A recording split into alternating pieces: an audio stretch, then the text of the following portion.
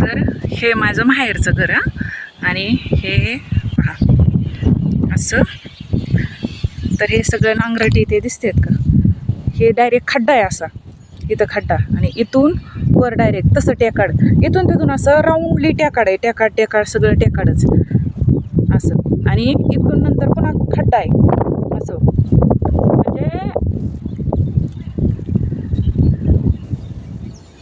हे माहेरी आले होते तर चला म्हणलं आपण आहे ना माहेरचं आहे ना, मी कुठं कशी कोणत्या आदिवासी भागामध्ये राहत असल्यासारखं आहे ना तुम्हाला दाखवते.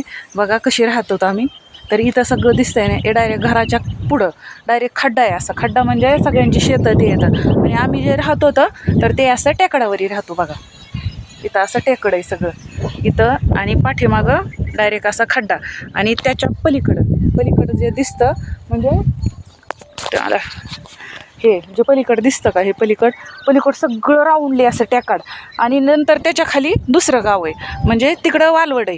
आणि इथं रेहकुरीमध्ये पण आहे ना, म्हणजे आम्ही शिंदा आणि रेहकुरीच्या अशा बाँड्रीला राहत होतो. म्हणजे शेवट शिवला असं आपल्या भाषेमध्ये शिवला असं म्हणते. तर आणि चला तुम्हाला दाखवते कसलं डेंजर राहतोय तर आम्ही, म्हणजे लय डेंजर. पण माहिती आहे का, करमतं पण इथं.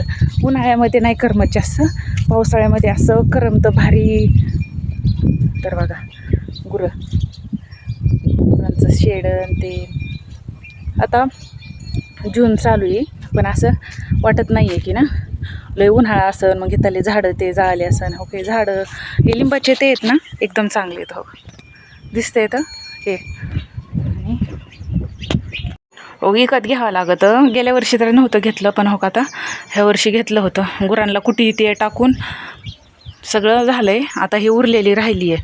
आज पहिल्यांदा समजा थोडीशी जास्त केली खाली, त्याच्या खाली काही काढवाळाची त्याची. तर ओके काढवाळून ती पण विकत आणावं लागले ह्या वर्षी. म्हणजे कसं झालं ना, गुरांना जरा जास्तच वांगळ व्हायला लागले. मग म्हणलं काय त्यांचं मोकराम नंतर पुन्हा पाऊस आला की धुपटत ते होतेत ना, मग त्याच्यासाठी घेतली कुटी. म्हणलं करीत जावं टाकीत जावं, मग तशी चिपाडं तर खात नाही तो वैरणीची. आणि हे केलंय तर ही गुरं खात्यात आपली. तर शेड लय मोठं आहे माहिती आहे का, पलीकडल्या बाजूनी जास्त वाटतं. अलीकून हे खोली केलेली आहे खुराकाला, त्याच्यामुळं थोडंसं बारीक वाटतं. तर हे काल पाऊस आला, हे खुराक पण भिजलं. म्हणजे खालचा भुसा आहे ना, इकडून पाऊस होता नेमका, दाराकडून पाऊस असा होता एका साईडने, त्याच्यामुळं भिजलं. आता त्याचं काय करता आहे ना, काढून काय करायचं, पॅक गोण्या येतं असं झाले. आणि हे वासरण ते.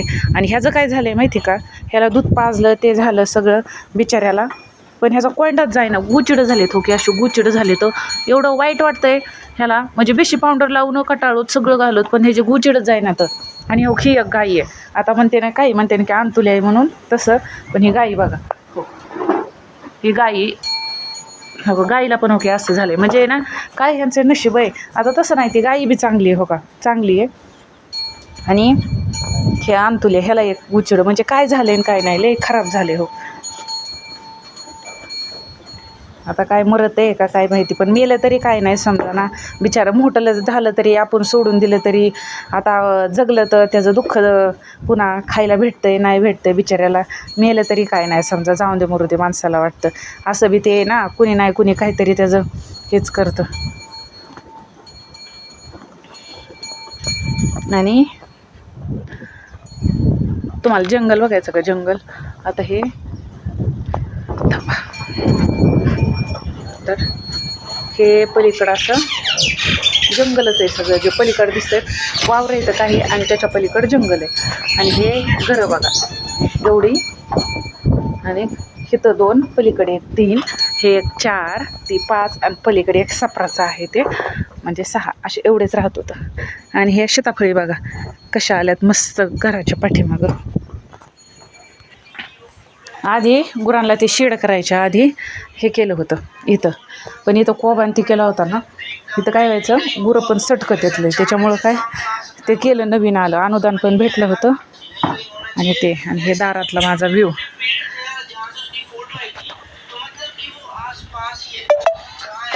आणि दारातलं हे असे झाडं येतं, एकदम भारी वाटतं. पावसाळ्यात असलं जबर वाटतं ना.